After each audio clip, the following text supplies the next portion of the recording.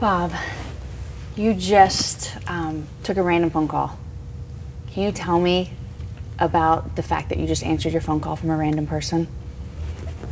No? I'll just start. It makes me sad. Yeah, so there's a guy that called that is dying. And so there's just all these people that are just sad and all alone. They don't know somebody to call, so they call people they don't know. And but there's this hope that we can have for each other, right? In this family, if it's really true that we're this family. So I just love that that's the kind of family Jesus talks about us being. But what I'm so impressed with is that you don't even know this man. Yeah. And I just want to know, what is it that, like, how can we all, like, have this love for each other that we don't even know? Yeah, isn't that crazy? Tell me about that. I think it's this idea of availability. There's something just so beautiful. We become really efficient in the way that we love each other. And man, you want to know where you are in your faith? See how extravagant you're being with your love. Like, it's just a great latitude and longitude. How extravagant are you going to be with your love to people that you don't know? And Jesus even talked about that. What benefit to bring people over for dinner that could, like, have you over, but just people that you don't know. And then if it's really true that Matthew 25, that idea, I was hungry and you fed me, and I was thirsty and I was sick and I was strange, and it came, those are the only 6 things God wants to talk about. Hungry people, thirsty people, sick people, strange people, naked people, and people in jail. That's it. When we meet him, like, I want to talk about Yosemite. Right? He wants to talk about hungry people, thirsty people, sick people, strange people. So if we're knit together as a family, then you'll receive calls, all of us, from people, and they're just hoping that you'll answer. They'll just hope that you'll answer. And so I decided a long time ago I wasn't going to be efficient in the way that I love people, but just available. I'm not the smartest guy. I'm no theologian. But I get, like, loving people the way Jesus did is great theology.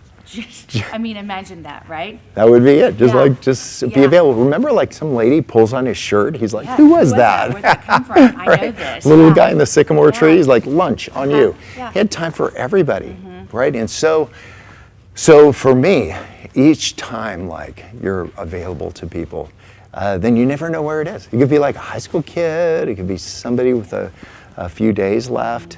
But what an honor. It's almost like one of those take off your shoes. Like if we could, like, really receive people and know that the people that we're speaking to, and everybody, most people, in fact, won't be in the middle of something large, but a couple will. And then they meet you, or they meet him, and they go, like, wow, they may walk away a little bit changed, but we always walk away changed. So we live in a world that is not easy to be available in. Would you say that that is true because of everything, all the noise and everything around us? It's just easy to get distracted in. So my question for you is, how do you keep that focus to be available? Like, I'm thinking, like, anyone that's listening or watching, they're thinking the same thing, like, well, I want to be available. How do I keep that focus to be available? Yeah, if you really, really thought that the people you met were Jesus, you know, without being like a weird kind of clinical thing, but just like really you saw somebody and you saw their countenance and you thought, this is actually, you know, a son or daughter. Christ, if I see you as a woman of virtue, or that guy as a man of valor. Like, we just, the subtitling that we give to each other, like, it really matters. And if you had that, if you don't know the subtitle to give, just say, like, Jesus. Like, so how would you? Jesus. Yeah. So now what? And it's always the next thing. So now what? Yeah. So now we've like engaged this thing, and what we want to do is have, like, shelves to put it on, because it's really can be ambiguous and messy and all that. To say, like, so how does all this work out? And each of us is just born with a different dashboard that we use for the metrics that we follow in our faith. And for me, for instance, I'm not afraid of the ambiguity. That's like my friend. We hang out together, right? So for other people, they'll have a different dashboard. So we don't want to be like each other. We want to be like Jesus, right? And if we're spending all of our time trying to be like each other, we'll never be like Jesus. So, but identifying with people, entering into it, and then do you get beat up when that happens? Of course. You just get your pummeled. Yeah, but you don't stay pummeled. It's like changing our whole focus. It's like changing the whole lens that we look at life through. Yeah. If we're looking through the lens of life of just what can I get for this and what can I do, then we miss all these people around us. Yeah. People don't follow vision, they follow availability. So yeah, you're available. be available. So in the middle, in this whole availability that you are, and you do crazy things and you love people so well, how do you still make time to focus and just be still before God? Like, what does that look like for you? You know, I'm like a pretty active guy, but there's a cadence that I have. You had Ellie Holcomb here a minute ago, and she was she's just such a talented musician. Oftentimes they'll have these in-ear monitors, and there's a click track, right? Yeah. You're just like saying like the beats. Stay with it. And so, but everybody has a different click track. Like we don't need to be the same. Mine might be like, like whatever. But I get that idea in Mark of come away to a quiet place and rest. So I have a quiet place, and for a couple months every summer, I go to the end of an inlet in Canada with Sweet Maria and the kids, and we just hang out. We just like if somebody comes, they come up there, but we don't leave. You just for rest months. and focus. Yeah, which is really great. Yeah. But I mean, it's a really active time because I can't like just stay still. Yeah.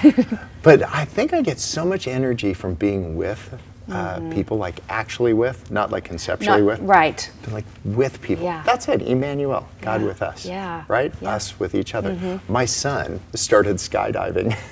Isn't that nuts? He's nuts. That He's got my seems blood. exactly crazy to Yeah, me. totally. Not like tandem. It's like you take a week of classes and then you jump out all alone. Which just seems crazy. Yeah, and I didn't take him to Little League when he was growing up, so this, feels kind of like Little League, except he's the shortstop and he's falling from 13,000 feet. Right. So I decided I was going to blow his mind, and while he was at work, I started taking skydiving lessons. Isn't that Stop awesome? without telling him? Yeah. So when the next time he got on the plane, I just put a parachute on. He's like, What are you Dad, doing, I'm like, Dad? how hard could it be?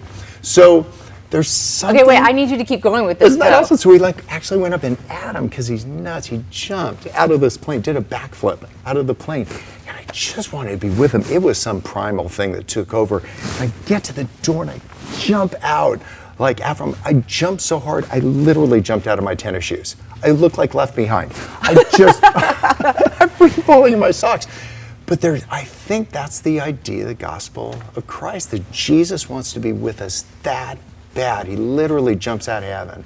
If we were that available people, we want to be with them so but we jump out of our conversations, we jump out of our distractions to be with each other. And then you find out more about your faith, and you find out more about other people and enter into their hurts. And then, I don't know if they grow, but you grow. You grow, yeah. Yeah. You spend a lot of your time encouraging people and pouring out words of encouragement to people. What are some ways or some things that people have poured into you that have changed who you are? Oh, I'll tell you one thing that was really beautiful. Every once in a while, I try to write down the things I'm thinking, and I was just stuck, and I couldn't write anymore. I called Sweet Maria. I'm like, I'm just totally stuck. I think I ran out of words.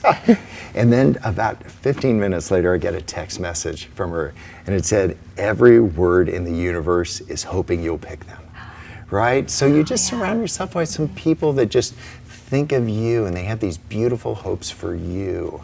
So I don't know, the people that have impacted me the most were just, again, that idea of being with me. They enter into it, and they don't enter into the drama of it. They just enter in and just say, here I am. I'm just with you. Yeah. So that's what I'm just working on constantly. And I'm so glad that God uses us, and it's just an infinite number of people that we get to engage. But probably on our last day, we'll have room for 8 people around our bedside, right? 9 if they're thin. But 8 people. And I know who my 8 are. Yeah. Right? And they all have gotten a message from me. I'm like, you're one of the 8. Yeah. What I'm trying to do is surround my life right now with those 8 people that'll be there the last day. So what if we just do that? Just know who your 8 are. And if you don't have 8, get 5, get 3. Find a buddy. Jesus says he'll make it an odd number. Right? So what we'll do is just be with each other, but there'll be this core of people that know you, that love you, that are just with you. Yeah, speaking of your 8, Yeah. When you get to the end and your 8 are there and you go meet Jesus, what do you want your legacy to be? Oh, total gratitude. Yeah. It'll just be like absolute gratitude. Yeah. Yeah, that would be it. Those will be my last words. I'm grateful. Yeah. What do you want people to say about you? Let's see. I think that he wasn't stuck. I was here in Texas a while ago, and there's a city where the guy let his kids name all the streets, and they named every street Way. Have you ever been there? No. Like Jackson. Every street. There's a street called This Way, and there's a street called That Way. That's Isn't that hilarious. awesome? You Yeah. can make this stuff up. There's a street called Anyway. The church is on his way, and the airport's course it on is. Runway. Yeah, yeah. Isn't that awesome? Yeah. I just don't want to get stuck at the corner of This Way and That Way, and I think a lot of people are. Yeah. Right? That's not a kind of, but just get unstuck. Like, what's got you stuck? Find your 8. They'll hook up a couple of things and get you unstuck. Yeah.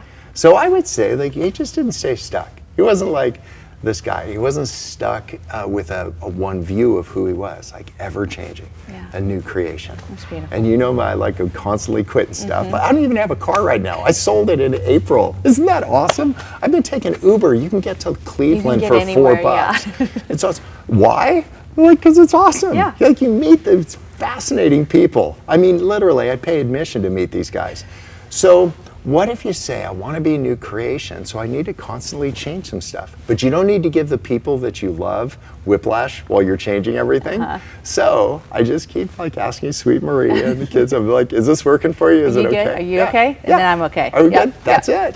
Thank you so much, Bob. Thanks a million. Yeah.